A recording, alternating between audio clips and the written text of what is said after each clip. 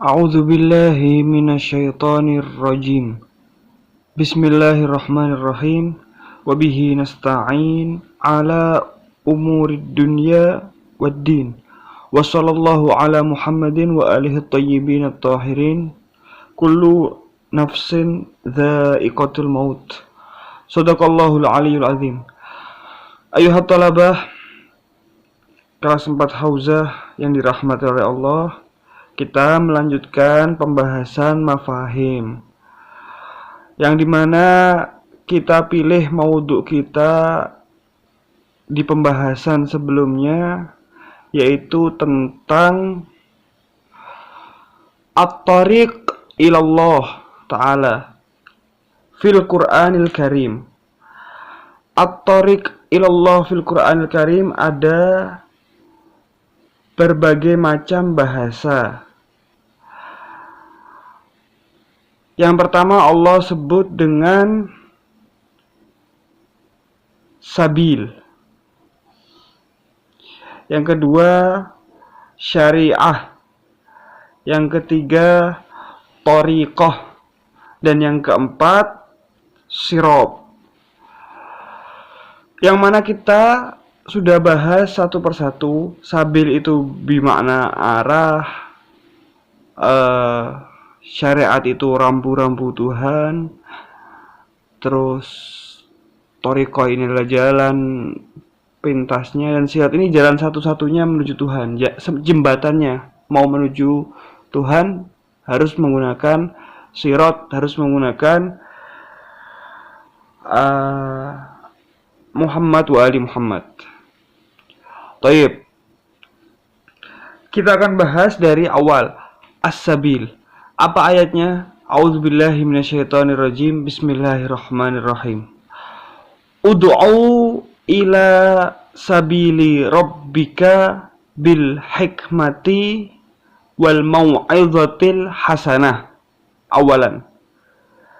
Wasaniyan, a'udzubillahi minasyaitonirrajim. Bismillahirrahmanirrahim. Wa man jahadu fina lanahdiyannahum subulana. Baik, subul jamak min sabil. Kita bahas yang pertama dulu, yaitu ud'u ila sabili rabbika bil hikmati wal mau'izatil hasanah. Ayyuhat talabah, antum katolabatil hauzah. Tugas antum adalah dakwah, menyampaikan, mengajak orang untuk menjadi lebih baik, mengajak orang untuk berada di arah yang benar dalam hidupnya. Itu tugasnya tolib hauzah. Karena antum pelajaran yang diberikan adalah pelajaran agama, min uangnya dari uang khumus, yaitu uangnya hakul imam yang diberikan untuk tolabatil hauzah. Artinya tanggung jawab sebagai tolabatil hauzah itu a'zam daripada yang bukan. Naam, jadi salah satu tugas dari tolabatil hauzah itu dakwah. Dakwah itu apa? Dakwah itu mengajak, dari kata da'a yad'u, du'aan. Da'a yad'u da'watan.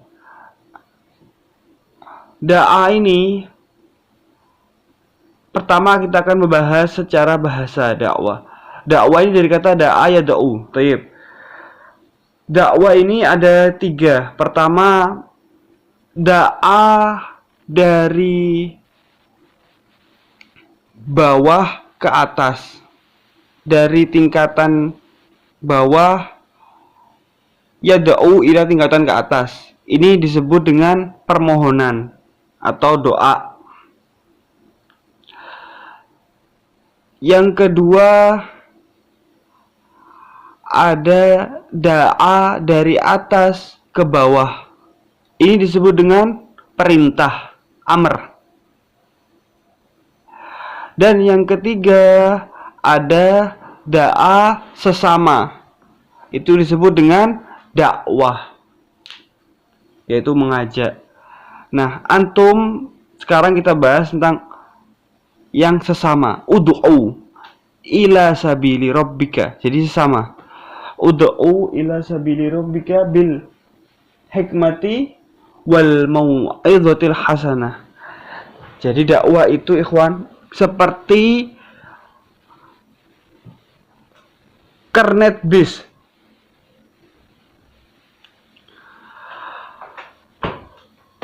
Kernet bis itu tidak ketika dia berdakwah itu tidak mungkin memaksa. Misal, afwan. Keraksan. Antum yang arahnya tidak mau ke Keraksan, si kernet bis tidak mungkin maksa, ayo pak harus ke Keraksan pak. Lu enggak, saya mau ke Jakarta. Enggak, ke Keraksan dulu pak. Enggak bisa. Nah, dakwah ini enggak bisa memaksa. Kernet ini tidak boleh memaksa, karena jika dia memaksa akan gagal dakwahnya. Enggak ada yang mau naik ke bisnya. Jadi dakwah ini menyampaikan sesuatu mengajak orang kepada sesuatu dengan hikmah. Hikmah ini apa? Hikmah ini Bismillahirrahmanirrahim. Allah berfirman, "Wa man utiyal hikmata faqad utiya khairan katsira." Nah, khairan katsira itu diriwayatkan apa? A'udzubillahi minasyaitonirrajim. Bismillahirrahmanirrahim. Inna a'tainakal kautsar wa ma al-kautsar huwa khairan katsira. Jadi al-kautsar adalah hikmah. Mengajak orang itu kepada khairan katsira. Maksudnya apa? Kita orang ini harus mengajak orang ini kepada khairan katsira dengan masuknya melalui budaya sekitar. Jika antum berdakwah tapi mencoba untuk menghalang-halangi budaya, maka dakwahnya bisa dikatakan dakwahnya susah untuk diterima masyarakat. Kita coba cari kembali kepada sejarah. Rasulullah Shallallahu Alaihi Wasallam ketika berdakwah, apakah memerangi budaya? Tidak. Rasulullah dakwahnya sama, mengikuti budaya. Pertama, orang-orang dari zaman sebelum adanya Islam sudah tawaf untuk mengelilingi Ka'bah, tapi menyembah berhala. Rasulullah apakah merubah itu? Lah, Rasulullah tidak merubah itu. Rasulullah tetap memakai budaya itu, tapi bukan diganti, bukan dengan berhala, tapi dengan memutari Ka'bah. Itu satu. Kedua, pakaian. Apakah Rasulullah memakai pakaian yang lain daripada budaya-budaya orang Arab jahiliyah? Lah, Rasulullah memakai pakaian yang sama dengan mereka, yaitu tidak memerangi budaya mereka. Dan banyak hal. Contoh yang kita tahu dakwah yang spesial di Indonesia adalah Wali Songo.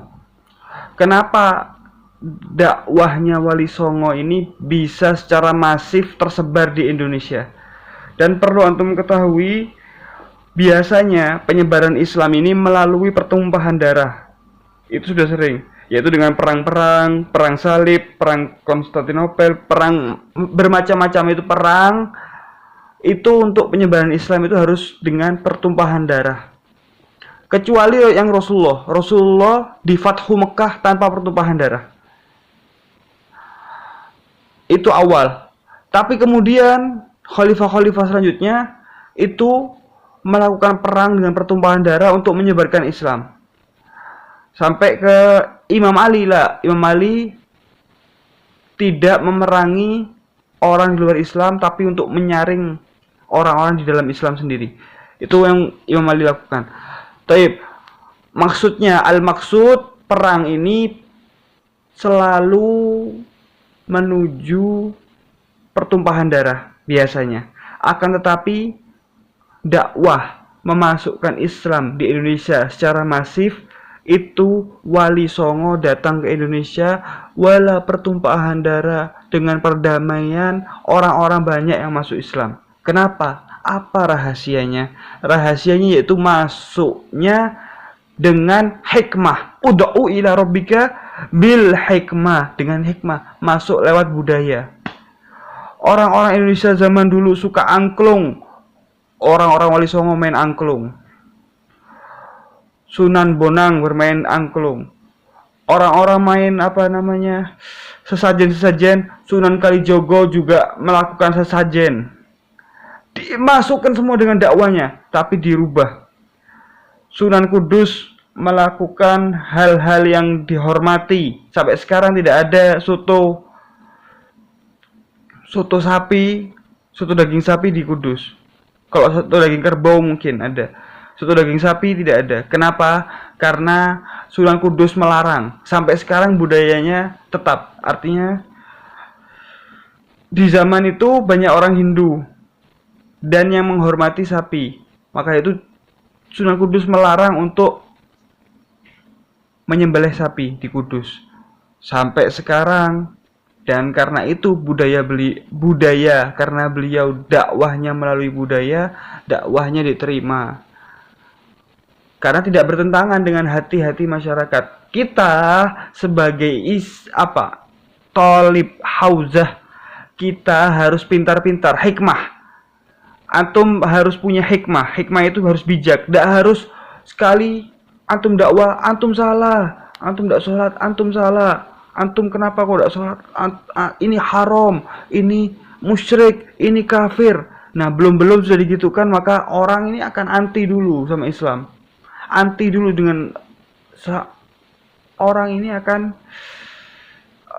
mental block dulu. Aduh, Islam cuma begini-begini tok. Semuanya haram, tidak ada asik-asiknya. Nah, kita harus pakai asik-asik tadi. Bil hikmah namanya. Wal mau'izatil hasanah. Apa itu mau'izatil hasanah? Mau'izat itu dengan nasihat yang baik. Nasihat yang baik itu dengan apa? Tidak langsung dihakimi. Itu bukan mau'izatil hasanah. Mau'izatil hasanah itu tidak langsung dikafir-kafirkan, tidak langsung musyrik-musyrikkan, dimurtad-murtadkan lah. Mau'izatil hasanah itu ketika antum ingin menasihati orang, antum ajak dulu ngeteh. Antum ajak dulu, seneng dia, makan-makan dulu. Antum buat dia nyaman, baru masukkan dikit-dikit. Nah, ini namanya mau'izatil hasanah. Mau'izatil hasanah ini bukan cuma dengan berdiri di mimbar-mimbar. Lah.